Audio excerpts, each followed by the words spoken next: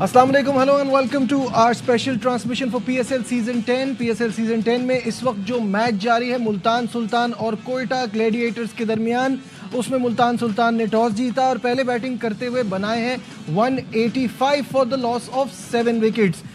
इस वक्त Quetta Gladiators chess कर रहा है 186 का टारगेट और अब तक स्कोर जो है वो है 25 और तीसरे ओवर का खेल जारी है। इस वक्त सऊद शकील और ख्वाजा नाफे विकेट पर मौजूद है। मेरे साथ स्टूडियो में मौजूद है मेरा पैनल कामरान अकमल, बासित अली और शाहिद हाशमी। अस्सलाम वालेकुम, welcome to the show. Kamran, आप यही कह रहे थे कि जैसा भी अब हो गया, सीजन गुजर गया, मुल्तान को चाहिए कि अभी जब टॉस जीता है, बैटिंग कर रहे हैं तो 190 तक, 180 190 तक तो जाएं, तो right in the middle of 180 190 score ठीक लग रहा है आपको? बहुत अच्छा। और जैसी टीम खिलाई थी मेरे ख्याल से बहुत ज़बरदस्त परफॉर्मेंस है।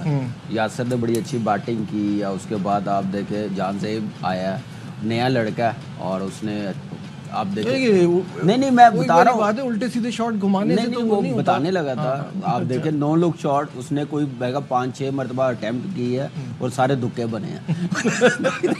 और फील्डर्स के बीच में गिर रही है, कोई फील्डर यंग है, अभी यंग है, नेशनल T20 बड़ा अच्छा गया है। तो अच्छा, मैं यही चाह रहा था कि अपने लड़के कोई अच्छी परफॉर्मेंस दें, बड़ा स्कोर करके दिखाएं, लेकिन एज अ टीम एक अच्छा डिसेंट टोटल बना लिया जिस पे फाइट कर सकते हैं। और बॉलिंग पे अब डिपेंड करेगा कि बॉलिंग इसको डिफेंड कर सकेगी या नहीं कर सकेगी। कोयटा ने भी चेंजिंग की, अपने मेन बैट्समैन ने खिलाए, आमिर ने खिलाया, लेकिन अच्छा लगा कि इस टीम के साथ उन्होंने 185 रन नंबर 1 टीम के खिलाफ बनाए हैं। बिल्कुल सही है बासित भाई। आप देखते हैं तो छोटी छोटी कंट्रीब्यूशन काफ़ी सारे प्लेयर्स की तरफ से आई है मुल्तान की इस टीम में, और स्पेशली तैयब ताहिर ने 36 जो की, और एंड में जाके शाहिद अजीज़ के 29 रन 14 बॉलों पे, वो बड़े इंपॉर्टेंट हुए, तभी ये स्कोर बना। यासिर खान और शाहिद अजीज़ ने अच्छी बैटिंग करी, जो आप कह सकते हैं इस 185 में मुझे इम्प्रेसिव लगा। बाकी मैं ढूंढ रहा था कि शाही होप नजर नहीं आ रहा मुझे। वो आया नहीं क्या? नहीं, अभी तो ये अगर वो होता भी तो वो इस मैच में नहीं होता, इसलिए कि लाहौर कलंदर से खेलता है। असल में प्रॉब्लम ये है कि अभी इनके तो जितने भी प्लेयर्स हैं फॉरेन प्लेयर्स, उनके आने का कोई ऐसा फ़ायदा भी नहीं था ना। आखिरी गेम है और उसके बाद तो मतलब ये तो ऑलरेडी इनका सामान पैक है। हाँ, पहली टीम बनी थी जिसका सामान पैक हुआ। अमूमन ये पहली टीम बनती थी जो प्ले ऑफ में पहुंचती थी, तो हर चीज़ ऊपर नीचे होती है। लेकिन अगली दफ़ा मुझे लगता है अली तरीन की प्लानिंग बहुत अच्छी होगी, और बहुत सारे लोग जो अभी टीम में या मैनेजमेंट में हैं वो लोग नज़र नहीं आएंगे। वो अभी भी नहीं नजर आ रहे। वो अभी से नजर आना बंद हो रहे हैं। नहीं, पहले मैच से नजर आ रहा है। शाहिद भाई ने बोल दिया, शाहिद भाई ने बोला शाही ऑफ लाहौर से, तो मैं चुप हो गया। शाही ऑफ लाहौर से शाहिद भाई, शाही ऑफ मुल्तान सुल्तान जी। अब इतनी गड़बड़, शायद भाई मैंने कहा चुप हो जाना, इतनी गड़बड़ हो गई। शायद भाई ने पहले भी 1-2 बजे जो कहा ना चेज में। तो शायद भाई कैसा देख रहे हैं इस वक्त? एक कमजोर टीम ही कहना चाहिए रिलेटिवली मुल्तान की।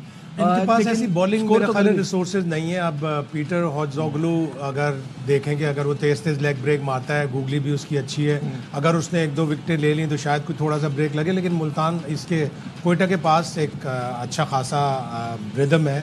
वो पहला मैच जीते, फिर 2 मैच हारे, लगातार 5 मैच जीते और 1 मैच उनका रेंड ऑफ हुआ। तो उनकी बैटिंग भी अच्छी चल रही है, बॉलिंग भी अच्छी चल रही है। मेरे हिसाब से मुश्किल नहीं होना चाहिए ये चीज़। अच्छा, आप मुल्तान के पास स्पिनर कौन है? मुल्तान के पास स्पिनर में वो जो शाहिद भाई नाम बता दे प्लीज उसका।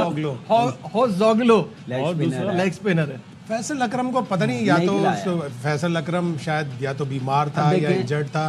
पूरे टूर्नामेंट में उसको उन्होंने बिल्कुल एक मैच दिया था पेशावर के अगेंस्ट, लेकिन मतलब कोई वो लोकल टैलेंट है। तो अब जो है वो इस उसमें मुझे समझ नहीं आ रहा कि ऐसी क्या चीज़ करेंगे जो एक्स्ट्रा ऑर्डिनरी हो जाए। एक सिचुएशन बहुत खराब है। एक मैच रह गया, बस वो देखना चाह रहे थे कि लोकल लड़के जितने खिला सके उतना बेहतर है, पता चल जाए। और अब देखें, अब हमने कामरान गुलाम की बात की या इफ्तिखार की है, उस्मान खान, उसामा मीर, आखिर 5 प्लेयर नई इस साइड में खेले। तो यहाँ से अंदाज़ा लगा ले कि या कॉन्फिडेंस नहीं रहा इन प्लेयरों पे, मैनेजमेंट का, कप्तान का, जो इतनी चेंजिंग की है लास्ट मैच में भी और इस मैच में भी। कोई समझ नहीं आ रही कि प्लानिंग क्या है, प्लानिंग क्या है। मैं कामी से सवाल करना चाहता था, कामी अगर ये वाली टीम जीत जाए आज, मुल्तान की, तो अगले साल इसका मतलब है फिर ओवरसीज प्लेयर नहीं नहीं, आएंगे। मेरा इतना कम दिमाग नहीं है। नहीं, और मेन प्लेयरों की भी छुट्टी होगी। मुझे एक बात यहाँ ये समझ नहीं आ रही कि इसके बाद कौन सा ऐसा कोई मिशन आ रहा था जो आपने आज के मैच में इनको आराम देने की ज़रूरत महसूस की।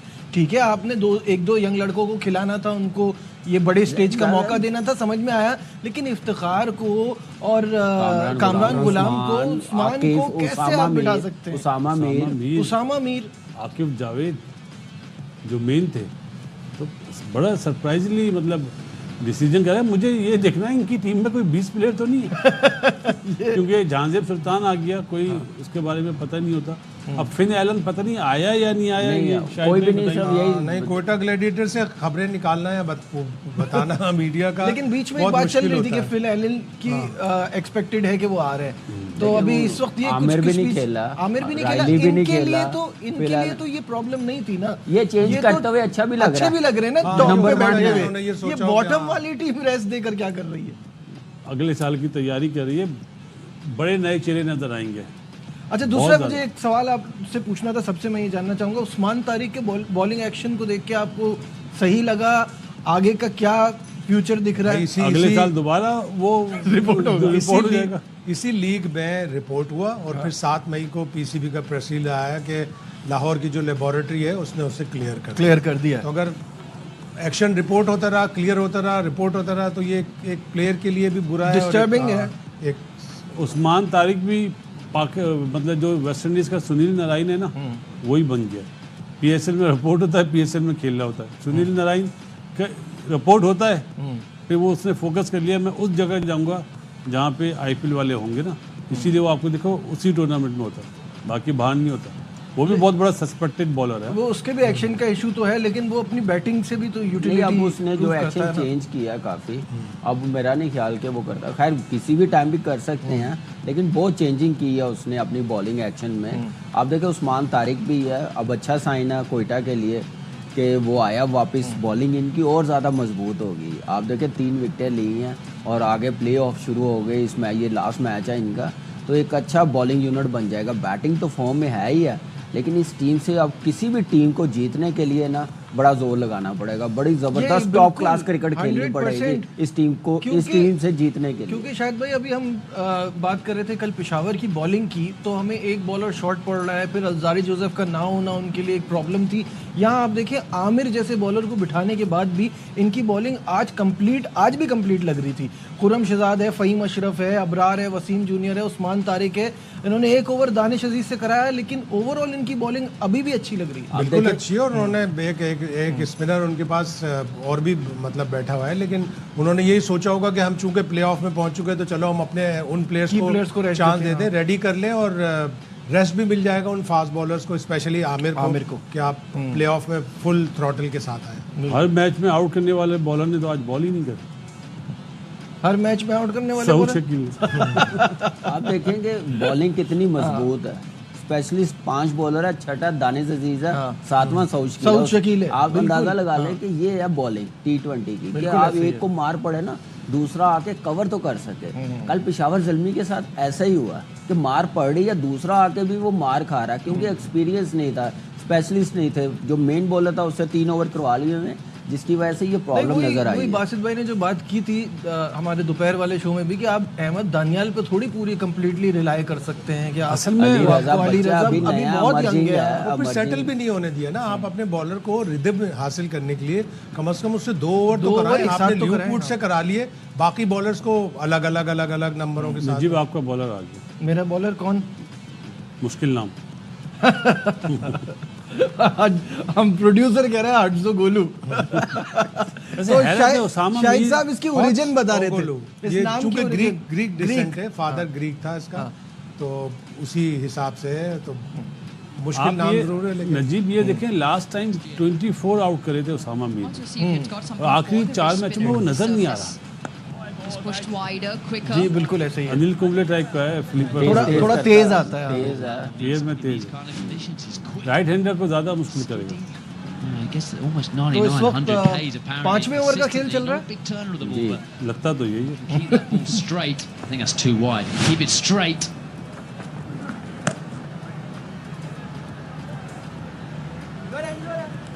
41 रन हो गए हैं 4.3 ओवर्स में और पीटर इस वक्त बॉलिंग करा रहे हैं और नाफे 28 रन पे पहुंच गए हैं, सऊद 8 रन पे खेल रहे हैं। तो ये है सिचुएशन अब तक के इस मैच की। और बासित भाई, शुरू में हमने बहुत थोड़ा, जब इनकी कॉम्पोजिशन अच्छी नहीं बन रही थी, क्योंकि टीम तो इन्होंने अच्छी ही बनाई थी, एक आध प्लेयर से हो रहा था, उससे कॉम्पोजिशन सही नहीं बन रही थी, तो हम सऊद पे बहुत बात कर रहे थे।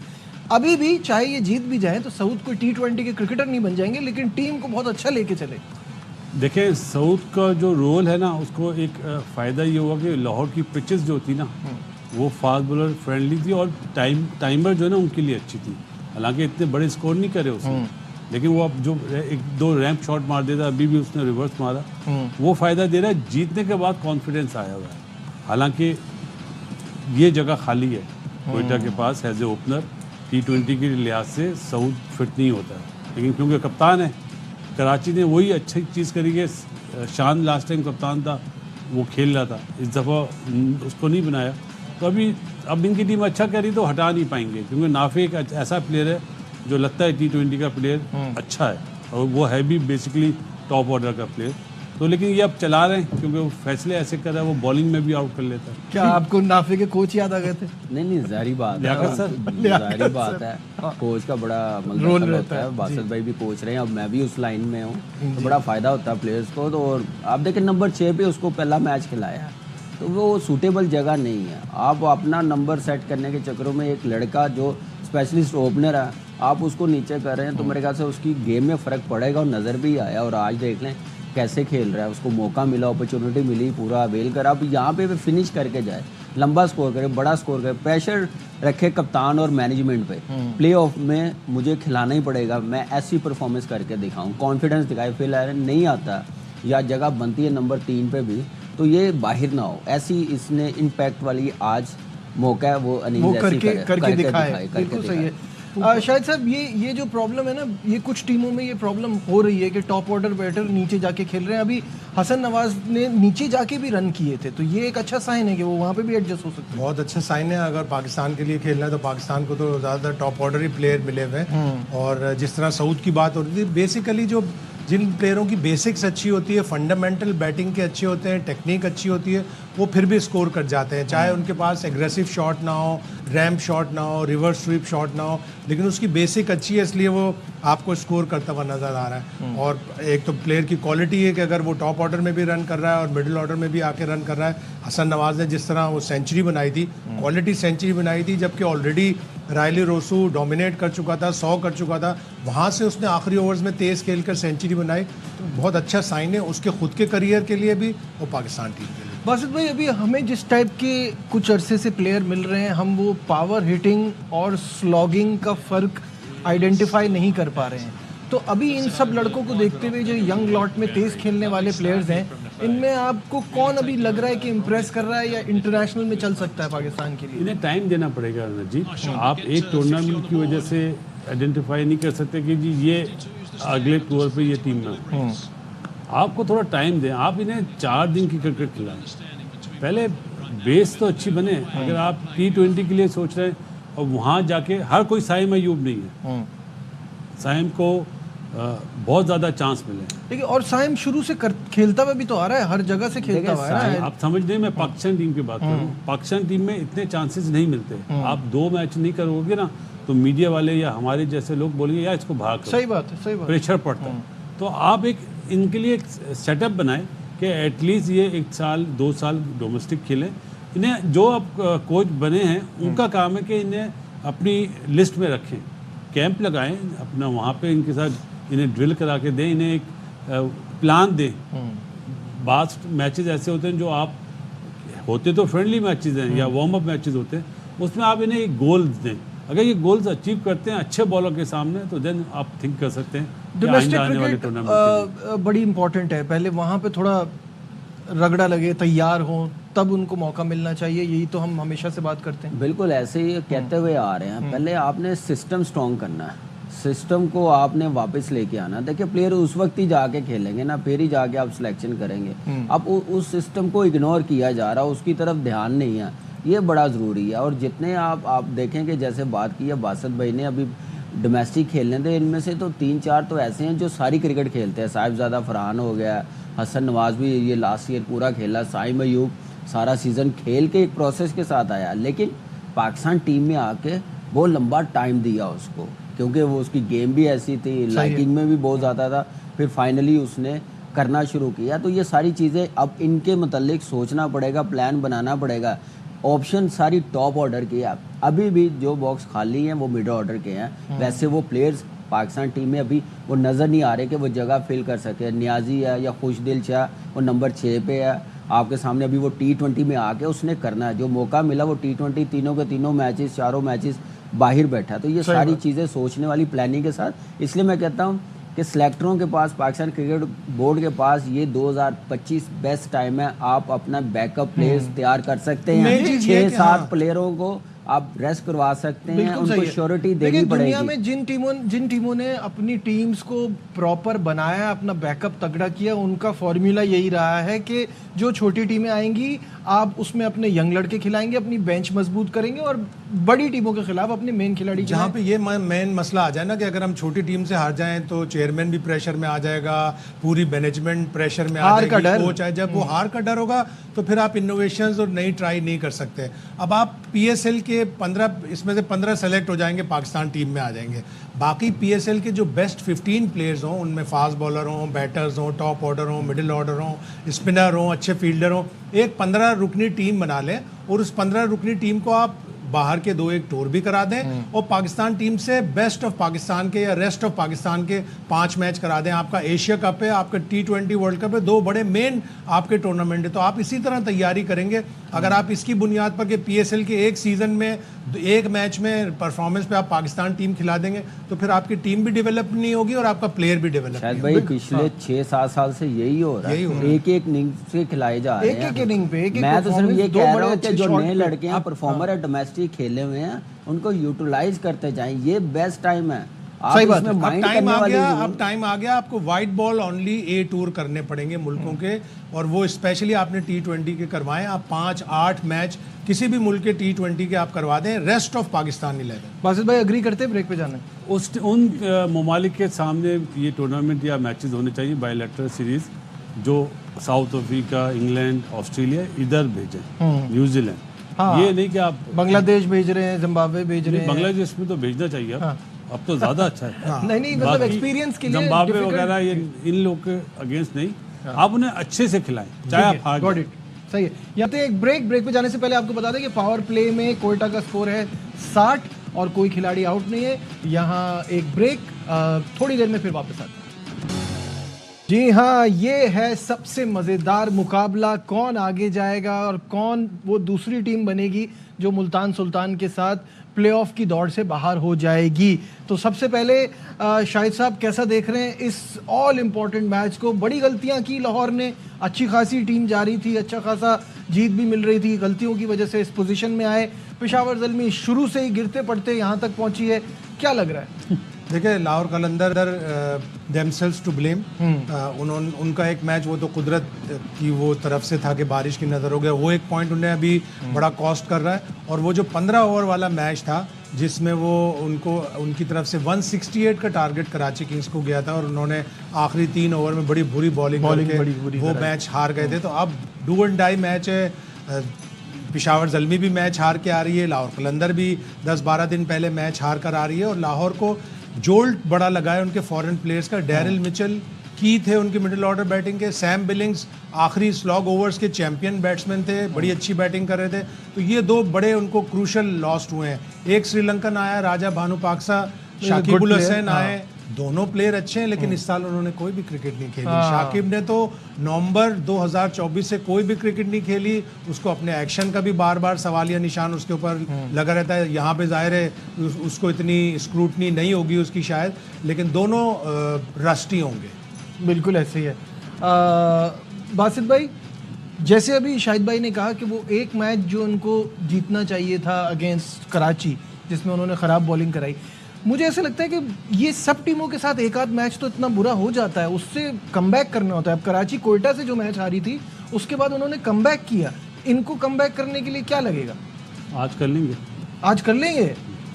अच्छा कामरान इस बात से एग्री नहीं कर रहे वैसे। मुख्तसर और जामे जवाब। जामे जवाब। डोमेस्टिक प्लेयर्स जो है ना, लोकल प्लेयर, अगर देखा जाए तो लाहौर कलंदर के पास बहुत अच्छे हैं। Yes true. फ़खर जमान, अब्दुल्ला शफीक, नईम बच्चे ने परफॉर्म कर दिया, बिल्कुल। आसिफ आफरीदी, शाहिनशाह आफरीदी, जमान खान, लोकल इनके बेस्ट हैं। हारिस रऊफ, ये वो प्लेयर हैं जिन्हें परफॉर्म करना चाहिए। अब इस वक्त लाहौर को बहुत ज़्यादा ज़रूरत है, क्योंकि सिकंदर रजा नो डाउट बहुत अच्छा परफॉर्मर है PSL 10 का, लेकिन वो एक मैच के लिए आया। सही कह रहा हूँ जी, एक मैच के लिए आए ना, तो फिर इन्हें अगर ये पहुंचते हैं तो फिर इन्हें आगे तो प्रॉब्लम होगी ना। सिकंदर रजा वो आदमी जो इन्हें इस टाइम पे 9 पॉइंट पे लाने में उसका बहुत बड़ा रोल है, बहुत इंपॉर्टेंट। बॉलिंग में भी और बैटिंग। बैटिंग इतनी शानदार, ऐसी बड़े आउटस्टैंडिंग क्रूशल टाइम पे रन किए हैं, बहुत जबरदस्त। कामरान आप क्या कहेंगे? आप दूसरी तरफ इनसे पिशावर के बारे में मैं पिशावर के लिए कह रहा हूँ, देखिए, पिशावर के लिए लाहौर बताएं। कलंदर आप देखेंगे उनके मेन प्लेयर्स है बैटिंग में डैरन मिचेल और सैम बेलिंग। जैसे आगे फिनिश करता था वो जो पावर हिटिंग नज़र आती थी सिकंदर रजा, वो बड़ा अच्छा पेयर था और एक डिसेंट टोटल भी और रन्स भी चेज करके दिखाए उन्होंने। ये कमी तो नज़र आएगी लाहौर कलंदर की टीम में, लेकिन मैं स्टिल देख रहा हूँ उनके ओवरसीज़ प्लेयर्स बड़े ज़बरदस्त था। ये एक थोड़ा सा वीक एरिया लग रहा है कि वो क्रिकेट नहीं दोनों खेले हुए राजा पक्षा और साकिबुल हसन इस साल। तो लेट्स सी कि वो इतने प्रोफेशनल हैं, इतनी बड़ी लीग वो खेलने आए हैं, प्रैक्टिस में होंगे, कोई क्लब मैचेस खेल रहे होंगे, ये क्रिकेट तो खेल रहे होंगे, लेकिन उनके लिए इतना एक्सपीरियंस है इंटरनेशनल, उनको ये फ़र्क नहीं पड़ता। उनकी एक्सपीरियंस की बात है, एक्सपीरियंस की बात है और अच्छा बैलेंस साइड। बिल्कुल बासित भाई ने बड़ा वैलिड पॉइंट रेज किया है कि उनके पास लोकल प्लेयर बड़े ज़बरदस्त हैं और उसका फ़ायदा होगा और दिखाना भी चाहिए। बॉलिंग देख लें, बैटिंग देख लें, उसके बाद पिशावर ज़ल्मी स्ट्रगल करती हुई नज़र आ रही है। ओवरसीज़ पे इतना कॉन्फिडेंस नहीं है कि वो फॉर्म में नहीं है, रन्स नहीं कर रहे। टॉम कॉलर, कैटमोर देख लें, उसके बाद देख लें मैक्स देख लें, फिर ओवरसीज़ अजारी जोसेफ नहीं है, वो एक प्रेशर नज़र आया बॉलिंग में।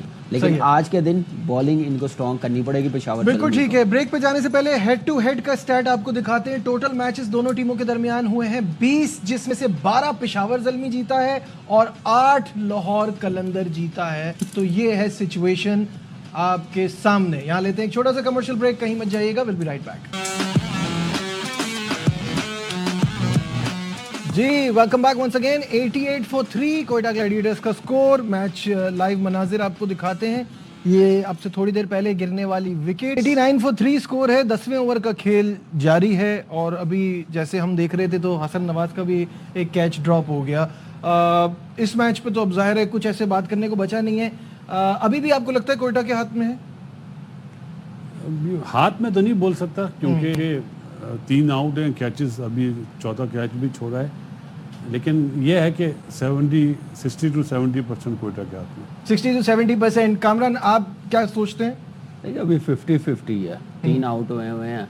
आपको पता है कि उनके मेन बैट्समैन नहीं खेल रहे। यहाँ पे एक और आउट हो गया तो टोटली अंडर प्रेशर आ जाएगी कोयटा की टीम। और अच्छा लग रहा है कि फाइट कर रहे हैं। और शाहिद ने जैसे बैटिंग में रन्स किए हैं, बॉलिंग में 2 आउट करके दिए हैं, तो अच्छा रिदम लग रहा है। बस अब रिलैक्स ना हो, कोई अच्छी जीत लेके जाए कोई बड़ी टीम के खिलाफ। तो यही मुल्तान का एक एम होना चाहिए कि ये PSL हम लोग कोई अच्छे नोट पे फिनिश कर सके। वो भी मैं समझ रहा हूँ कि ये मैच है।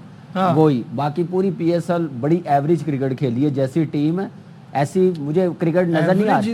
एन अंडरस्टेटमेंट, बहुत ही खराब क्रिकेट खेली, बहुत ही खराब खेली है, लेकिन ऐसी टीम नहीं है हमारी नज़र में थी जो इनके पास ओवरसीज और जो लोकल प्लेयर्स थे। आई डोंट नो क्या वजह रही है, क्या प्लानिंग रही है, क्या गेम अवेयरनेस रही है, क्या इंटेंट रहा है, वो सारी चीज़ें आइडेंटिफाई करेंगे उनकी मैनेजमेंट अगर यही रही तो। लगता नहीं है टीम के साथ है जी। उसामा के होते हुए 1-2 फेसबुक पोस्ट उसकी देखी, जो कोई कमर्शियल कोई क्रिकेट का प्रोग्राम है उसको सपोर्ट करने के लिए उन्होंने डाली थी। जाहिर है अब जब डगआउट में भी नहीं बिठा रहा है, बाहर कर दिया, तो फिर प्रमोशनल एक्टिविटीज़ ही होंगी। मुझे मायूस कुन है इसलिए कि पाकिस्तान में खेल चुका है वो, और पिछले सीज़न का हाईएस्ट विकेट टेकर था। एकदम से इतना फॉर्म में और स्लाइड होना और सपोर्ट ना मिलना एक बड़ा ड्रॉबैक है किसी भी एक अच्छे प्लेयर के लिए।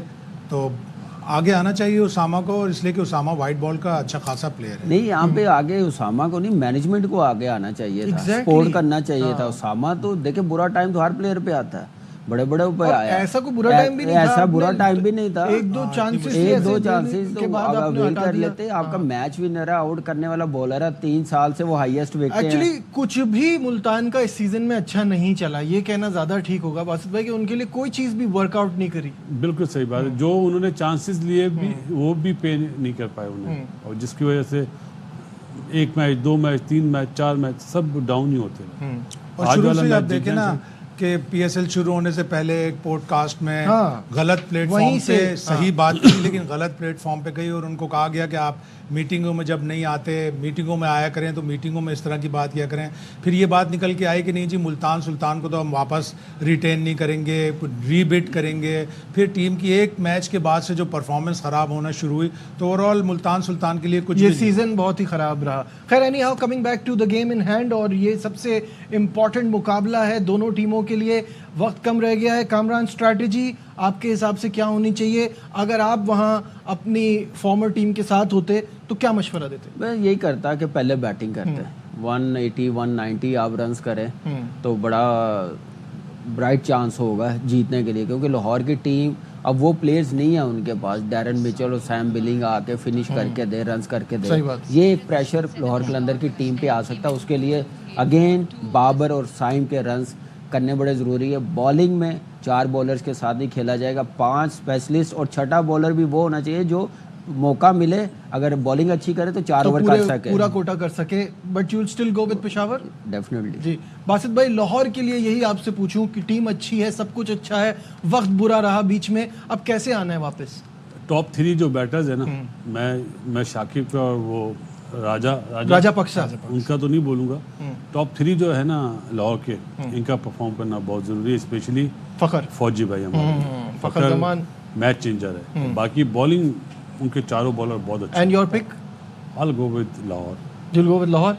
ठीक है। मुझे ऐसा पता नहीं क्यों लग रहा है कि सेकंड बैटिंग में उनके ज़्यादा चांस है कि वो चेस कर लें, इसलिए कि उनकी बॉलिंग डिफेंड नहीं कर पा रही। ऑलमोस्ट पाकिस्तान की बॉलिंग है, लेकिन वो किसी तरह डिफेंड नहीं कर पा रहे। बड़े बड़े टोटल उन्होंने डिफेंड नहीं कर पाए, तो उनका ज़्यादा चांस ये लग रहा है कि वो सेकंड बैटिंग करके मैच जीते। लेकिन इस पिच को देखते हुए, कंडीशन को देखते हुए, टॉस जीतेगा तो क्या करेंगे? देखिए भाई इनके अच्छा है, पास टॉस हार जाए। जो बॉलिंग है ना, मैं कभी भी ना सोचूं कि मैं सेकंड बारी करूं, मैं पहले ही बारी करूं। जो लाहौर की बॉलिंग है, जहाँ पे ऊपर से पेशावर जल्मी ने, जैसे बासित भाई ने बताया, फखर सिर्फ आउट हुआ ना, तो आप देखिएगा कितनी अंडर प्रेशर कितना आती है डेंट लाहौर। पड़ेगा। योर पिक शायद साहब?